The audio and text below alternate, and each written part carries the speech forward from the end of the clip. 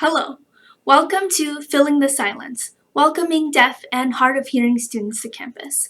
My name is Annie, and I am a psychology intern at Kansas State University Counseling Services. Today, I'm going to talk with you about what hearing students, faculty, and staff can do to make deaf and hard of hearing students feel more welcome on campus. Then I'm going to show you a few signs in American Sign Language, or ASL, that you can use in classes, dining halls, clubs, or wherever else you may find a language barrier. The first thing to understand about deafness is the difference between deaf spelled with a little d and deaf spelled with a big D. Little d deaf is a medical diagnosis, but big D deaf is a culture. Culture is loosely defined as a group of people who share a common experience, possibly including historical experience, customs, traditions, and language. American Sign Language is the language of deaf culture in America. So for English, there are different dialects or different words for the same concept, whether you go to America versus Great Britain, Australia, or India. So if you travel to other places, those deaf communities might have their own language and customs, such as British Sign Language. Another aspect of culture is shared beliefs. It's a belief in Big D deaf culture that deafness is not a disability. Deafness is a language barrier between two cultures. If you meet someone from another country, them not speaking English isn't a disability. Deafness has its own language and customs. Deaf people who live in hearing communities do a lot to try to bridge those cultural gaps. As a hearing person, I'd like to do more myself to try to meet them halfway and do my share in bridging those gaps in language and culture. So that's what we're going to learn how to do today.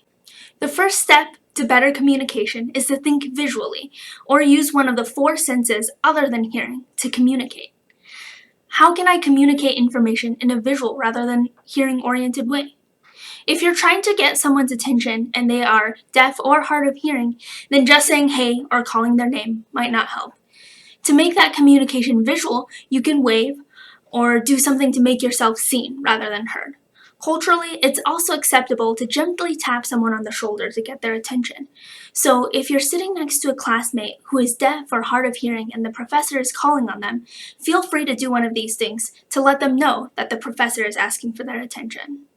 If a student has a sign language interpreter, be sure to talk with the student, not the interpreter. Look directly at the student. Don't refer to them in third person, such as by saying, tell him this or tell her I said blank. In general, face the person who is deaf or hard of hearing when you're talking. Be especially mindful if you're walking and talking at the same time that you're not looking around or walking ahead where they can't read your lips or facial expressions. Facial expressions can give a lot of context for helping understand what you're saying. Don't talk extra loudly or try to exaggerate your lip movements. It's not helpful and may come across as a microaggression. It can be helpful to write things down to give to a deaf or hard of hearing student, or give them a pen and paper to respond with what they want to tell you. Students, don't be afraid to ask other students to text or Snapchat with you. If you're a professor, please include your in-class announcements on your PowerPoint slides or send an email after class to make sure you're communicating visually in addition to just using speech to make your announcements. Instructors, there are many options for you to make class interaction visual. For example, there are online programs where you can show questions on your PowerPoint and students can answer those questions from their desks using their phones or a clicker device. K-State has contracts with two programs like that, iClicker and Top Hat. Both of these require a small fee for students. Poll Everywhere is an alternative that has an option which is free of cost for students. It allows students to answer questions from their phones and laptops and other devices. Instructors can view these answers in real time and show the class bar charts that show how many students selected each response. Again, it's called Poll Everywhere and it's a lot of fun for everyone. For students and instructors who are in charge of a classroom or a campus club, keep your meeting room well lit and free of noise distractions.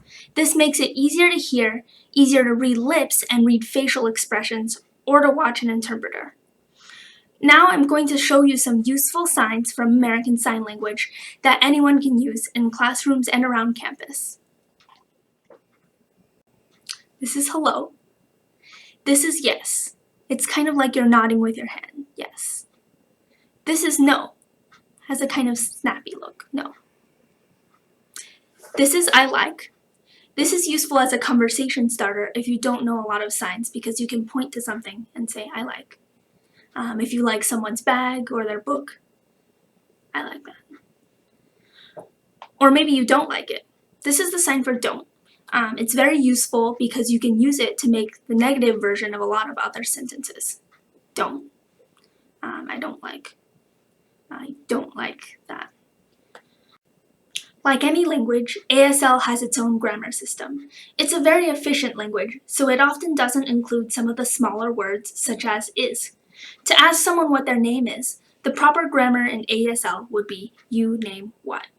But it's more common to just shorten it to you name and let the question be implied. So here's how you would ask someone what their name is. Here's how you would introduce yourself. My name. My name. My name is Annie.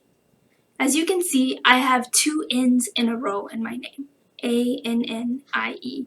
So I open my hand just slightly between the two N's to show that they're two separate letters. A-N-N-I-E. Your deaf classmates might have a sign name, which is different from a fingerspelled name. It represents a characteristic or something memorable about them. It's usually a physical trait or a personality trait. For example, I have a friend named Morgan who's known for looking on the bright side of things. Her name is Sunrise, but with the letter M for Morgan. This is the letter M, and this is Sunrise, signed with an M. So Sunrise with an M stands for optimistic personality. A very common sign name is to refer to someone who has curly hair. So for example, this would be Robin with curly hair. It's the letter R and curly hair. Sometimes people have different sign names for different friend groups. They might be known at school by one characteristic and be known on the swim team for another. If someone introduces themselves to you by a sign name, feel free to use that sign name. Do not make a sign name up for yourself. The cultural custom is that someone from the deaf community has to give you your sign name. In some communities, it's a sort of rite of passage. So you should wait for someone in the deaf community and wait for them to feel like it's culturally appropriate to give you a sign name. And until then, fingerspelling your name is perfectly normal. So here is the next sign. Where are you from? You from where? You from where? Here is Kansas. K-A-N-S-A-S.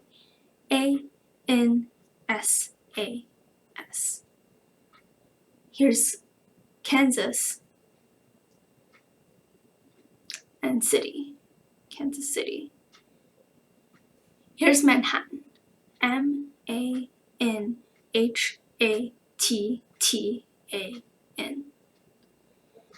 I'm including a link to the alphabet below the video screen so that you can learn to spell your name and your city. For those of you who are left-handed, you can absolutely fingerspell with your left hand or do any of the signs I'm showing you with the opposite hands as the ones I'm doing them with. People who are fluent in sign language often sign things both ways. Sometimes it's because they're eating or opening doors or doing something else with one hand, and so they just sign with whichever hand is available. Here's the sign for good to meet you. Good to meet you. To ask where something is, use the sign where. Now you're going to put the location you're asking about before the question. So let's take bathroom, for example. Bathroom uses the letter T for toilet, and it shakes a little. This is toilet. So to ask where the bathroom is, you would say toilet where. Library where. Room 209 where. I'm going to include links below the video, one with a still picture showing you the numbers, and the other is a video tutorial. For now, make sure you show the back of your hand on the number 2, and the front of your hand for number 9. 209. What is the homework? Here's home, work, what? Homework, what? Here's how you would ask someone to grab coffee with you. You, me, coffee, question mark. Here, your index finger is kind of shaped like a question mark for the question mark sign. You can add question mark to the end of any sentence to make it into a question. You don't always need it. For example, with words like where and what, Those words imply a question, but there's nothing wrong with including it, so if in doubt, you can just add it. Question mark. Here's coffee again. You, me, coffee, question mark. Make sure to keep your wrists still when you sign coffee and don't let them flop around. This is the sign for makeout, so don't be a creeper. Keep your wrists still when you're signing coffee. Here is see you later. Later uses the letter L, and this is see you. See you later. When you meet a deaf or hard of hearing classmate for coffee or dinner or something else, and you plan on signing, wear a color that provides contrast to your skin tone to make it easier to see your hands. That means light-skinned individuals should wear dark colors, and dark-skinned individuals should wear light colors. If you don't know where you fit on that spectrum, go for a bold color like K-State purple. Just make sure it's a solid color because prints and patterns can be distracting and make signs hard to read. So those are the basics to communicating with someone who is deaf, hard of hearing, or who signs. Hope this was helpful. Now go out there and make some friends. Thank you for watching this, and see you later.